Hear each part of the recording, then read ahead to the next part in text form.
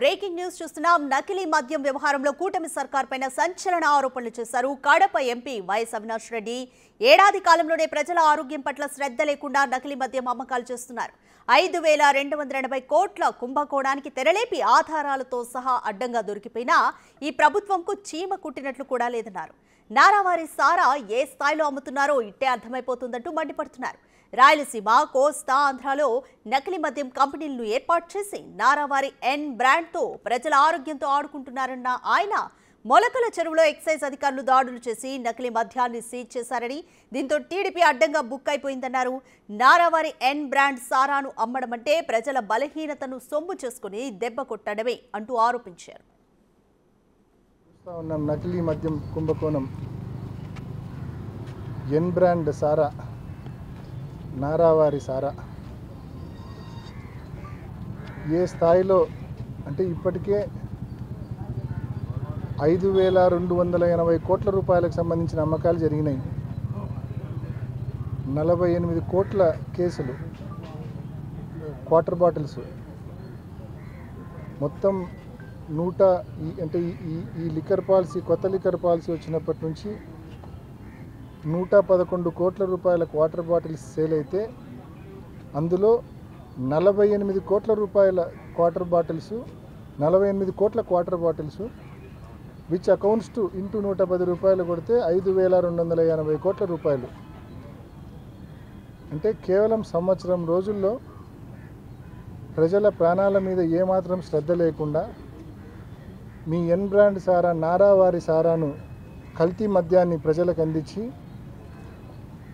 5,280 కోట్ల రూపాయల కుంభకోణానికి పాల్పడి ప్రజల ఆరోగ్యాలతో, ప్రాణాలతో చెలగాటమాడింది ఈ కూటమి ప్రభుత్వం, తెలుగుదేశం ప్రభుత్వం. నకిలీ మద్యంపై వైసీపీ ఆరోపణలకు కౌంటర్ ఇస్తున్నారు టీడీపీ నాయకులు. దయ్యాలే వేదాలు వల్లించినట్లుగా వైసీపీ నాయకులు మాట్లాడుతున్నారంటూ ఎదురు దాడికి దిగుతున్నారు. వైసీపీ ఆరోపణలను టీడీపీ నాయకులు తీవ్రంగా ఖండిస్తున్నారు. వైసీపీ ప్రభుత్వ హయాంలోనే జే బ్రాండ్ల పేరుతో నాసిరకం మద్యాన్ని అమ్మి ప్రజల ఆరోగ్యంతో చెలగాటమాడారని, ఇప్పుడు తమ ప్రభుత్వంపై బురద చల్లే ప్రయత్నం చేస్తున్నారంటూ మండిపడుతున్నారు. గతంలో జంగారెడ్డిగూడెంలో కల్తీ సారా మరణాలు జరిగినప్పుడు దానిపై న్యాయ విచారణ జరపాలని తామే డిమాండ్ చేసిన విషయాన్ని గుర్తు చేస్తున్నారు.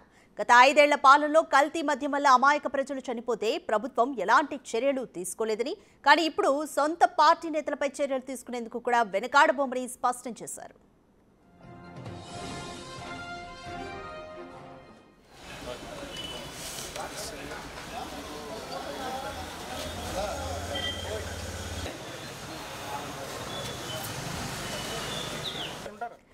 మోర్ డీటెయిల్స్ మా ప్రతినిధి శివాని అడిగి తెలుసుకుందాం.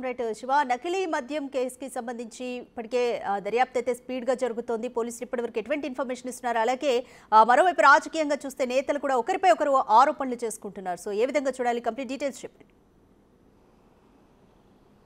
రాధిక, మొత్తం మీద చూసుకుంటే నకిలీ లిక్కర్ వ్యవహారంలో తెలుగు రాష్ట్రాల్లో సంచలనం సృష్టించిన పరిస్థితి కనిపిస్తోంది. ముఖ్యంగా ఉమ్మడి చిత్తూరు జిల్లా, ఉమ్మడి కృష్ణా జిల్లాలో ఇది పెను సంచలనానికి దారితీసిన పరిస్థితి కనిపిస్తోంది.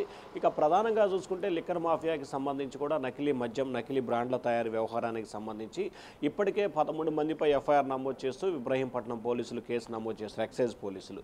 ఇక ప్రధానంగా దీంట్లో 6 నిందితులు గుర్తించిన పరిస్థితి కనిపిస్తోంది. 6 నిందితుల్లో నిన్న 3 నిందితులను అరెస్ట్ చేసి రిమాండ్కి పంపించారు. మరొక 3 నిందితుల్ని కూడా అదుపులో తీసుకొని విచారిస్తున్న పరిస్థితి కనిపిస్తోంది. అయితే ఈ నకిలీ మద్యం వ్యవహారానికి సంబంధించి తంబళపల్లిలో నమోదైన ఎఫ్ఐఆర్లు, అలాగే ఇబ్రహీంపట్నంలో నమోదైన ఎఫ్ఐఆర్లో సైబర్ టెన్నిస్గా 3-4 వ్యక్తులు కలిసే ఉన్న పరిస్థితి కనిపిస్తోంది. ఈ నేపథ్యంలో జనార్దన్ రావుకు సంబంధించి కూడా ప్రస్తుతం విదేశాల్లో ఉన్నట్టు తెలుస్తోంది. 2-3 రోజుల కాలంలోనే ఆయన విజయవాడ వచ్చి ఎక్సైజ్ పోలీసులకు లొంగిపోతానని చెప్పి సమాచారం ఇచ్చినట్టు తెలుస్తోంది. ఈ కీలకమైన డేటా స్వాధీనం చేసుకున్న పోలీసులకు సంబంధించి కూడా లోతుగా దర్యాప్తు చేస్తున్నారు. గత 15 సంవత్సరాల కాలంగా లిక్కర్ వ్యాపారం చేస్తున్న జనార్దన్ రావుకు సంబంధించి అనేక నష్టాలను చవిచూశారు. ఈ నేపథ్యంలోనే చెడు మార్గాన్ని ఎంచుకున్నట్టు తెలుస్తోంది. అయితే జనార్దన్ రావు చేసే ప్రతి అంశానికి సంబంధించి కూడా, ప్రతి కార్యక్రమానికి కూడా జగన్మోహన్ రావు, ఆయన సోదరుడు పూర్తి స్థాయిలో సహాయ సహకారాలని అందిస్తున్న పరిస్థితి కనిపిస్తుంది. మరొక వైపు నిన్న ఎన్టీఆర్ జిల్లా పరిధిలో విజయవాడ, అవనిగడ్డ, అంటే ఉమ్మడి కృష్ణా జిల్లాకి అవనిగడ్డ, జగ్గయ్యపేట, గన్నవరం, అలాగే విజయవాడ సిటీతో పాటు పలు నియోజకవర్గాల్లో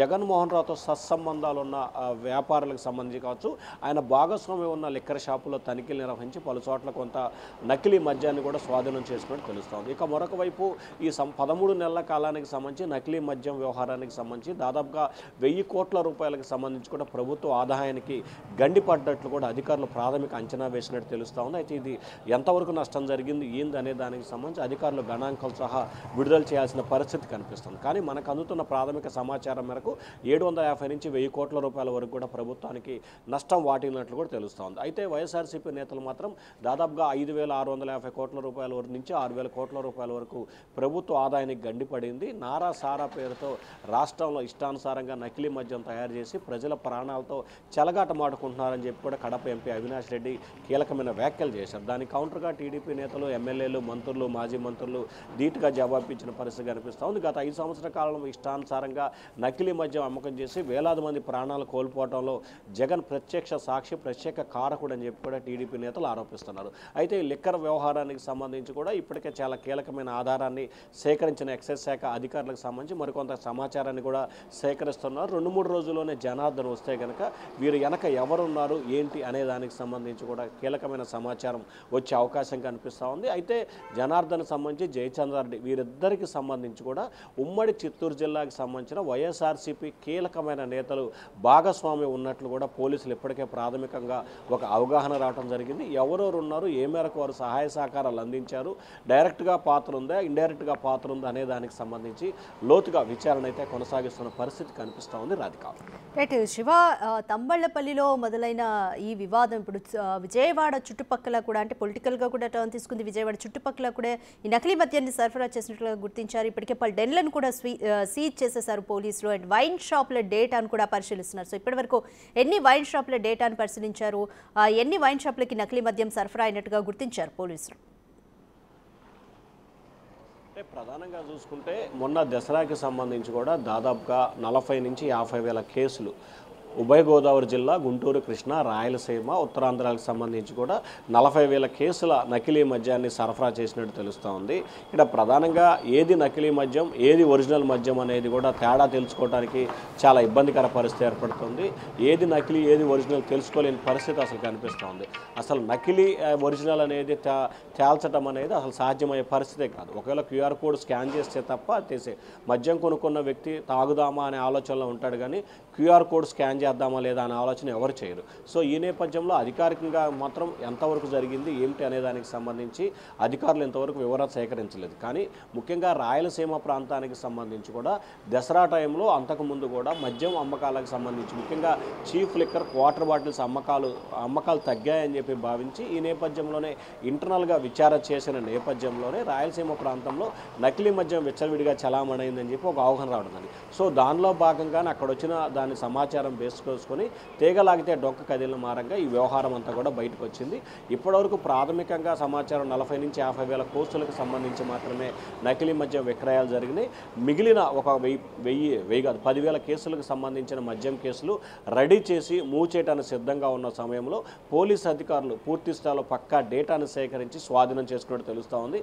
అయితే ఎక్కడెక్కడ ఈ డెన్నులు ఉన్నాయి, ఎన్ని చోట్ల ఈ డెన్నులు ఏర్పాటు చేశారు, వీటిలో భాగస్వాములు ఎవరు, సూత్రధారులు ఎవరు అనే దానికి సంబంధించి ఎక్సైజ్ శాఖ అధికారులు లోతుగా దర్యాప్తు చేస్తూ ఉన్నారు. రాధిక రైట్ శివ, ఇప్పటికే ఈ కేసుకి సంబంధించి 12 మంది నిందితుల్ని పోలీసులు గుర్తించారు. మరి జనార్దన్ని ఎప్పటికీ పట్టుకునే ఛాన్స్ కనిపిస్తుంది? సో ప్రస్తుతం ఆఫ్రికాలో ఉన్నారు జనార్దన్ని పట్టుకోవడానికి పోలీసులు ఎటువంటి చర్యలు తీసుకుంటున్నారు?